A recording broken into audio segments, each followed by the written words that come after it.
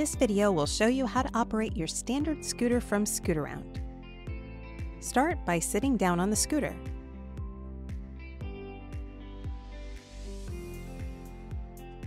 You can turn the seat for easier access if necessary. To turn the scooter on, insert the key and turn it to the right.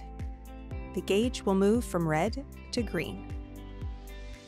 Adjust the speed dial to your comfort level. Keep the speed low if you are new to using scooters, and turn it up slowly as you get more comfortable. Do not turn the speed up more than halfway when driving the device indoors. Pull the throttle on the right side to go forward, and push it to go backward. If you are left-handed, you can push the left side throttle forward to move forward, and pull the throttle to go backwards. The further you push or pull, the faster you go. To stop, simply release the throttle. When you are not using your scooter, turn the key to the off position. Always take the key with you when you get off your scooter.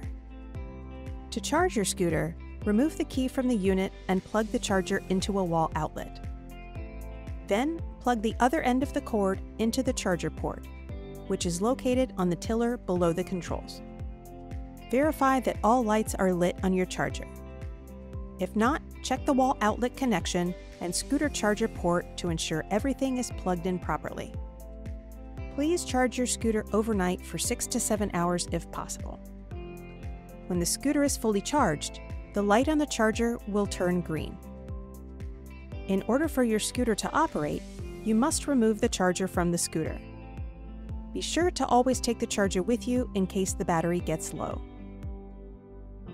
For assistance, call 1-888-441-7575 or visit Scootaround.com.